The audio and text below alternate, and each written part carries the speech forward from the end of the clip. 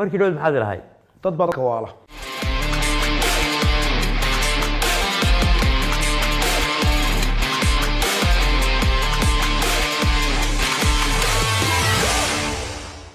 halkani waa Buti TV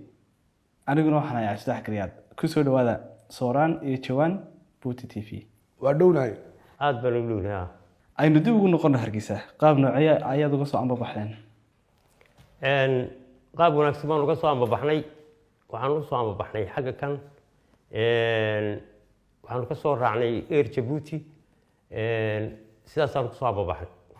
haye Jawaan waxaan ku soo ambabaxnay muddo badan ayaan doonayay inaan tagno magaalada Djibouti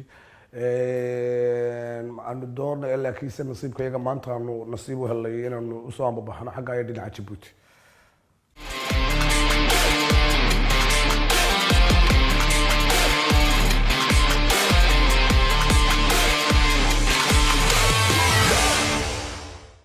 ku soo dhawaada Djibouti markaad timaadeen ka warrama jooga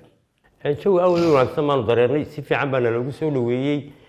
sidii aanu ka filaynay si ka si fiican baan loogu soo dhaweeyay waana ku joognaa inta wax la raacin maayo waa sidaa uu sheegay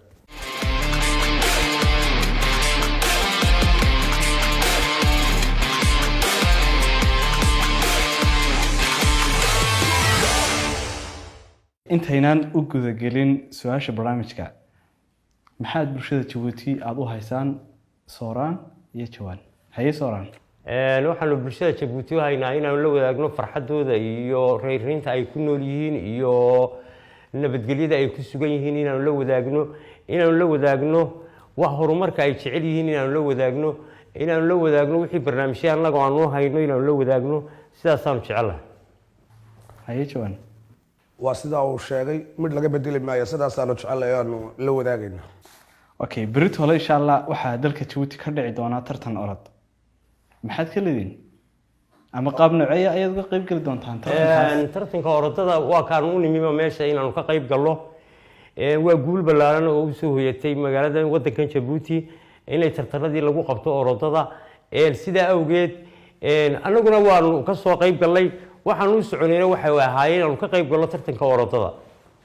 waa sidaa uu sheegay anigu waxaan ahay muddo badan jilaabaad ugu taqaanay laakiin maanta waxaan ahay tartame tababarahaygiina waan wataa waxa la yiri tababarayaal orodaya baahno badan baa ka soo qayb galaya sida Nuur Faarax oo kale anagu shaqooyin kale aanu naqaana Maxamed Faarax waan ku tixgelinay markii hore laakiin maanta tartankan nasiibkiisu ka qaadayana nasiibkayga ka qaadayo anigu waxaan ahay coachkii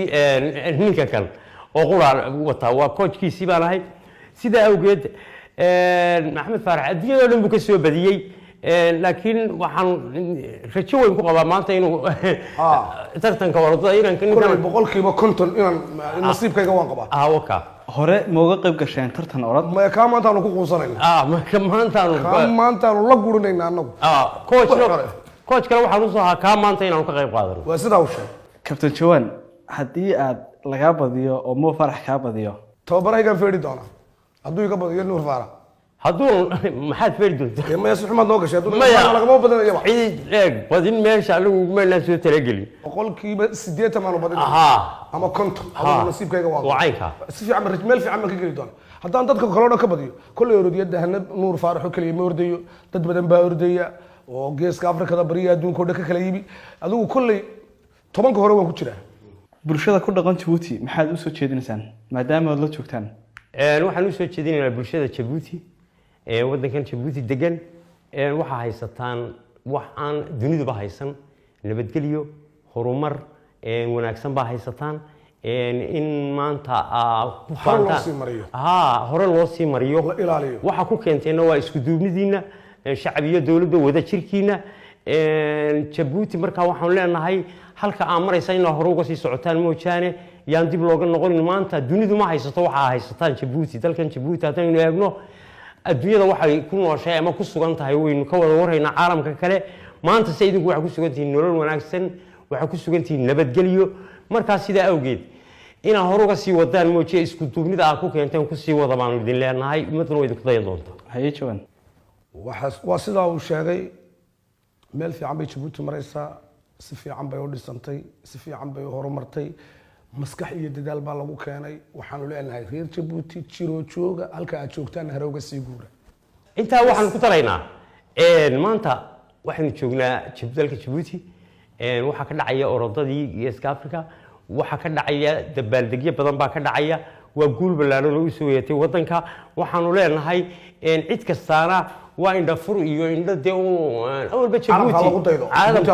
Djibouti ha lagu daydaan lagu leenahay waayo awalba af Soomaaligana korbay u soo qaaday wax walba korbay maanta orodadii waa ka dhacaya Maxamed Faarax baa jooga Umaye Faarax baa jooga oo orodadii bilada adduunka haystay hadhow feerka adduunka lagu qabanayo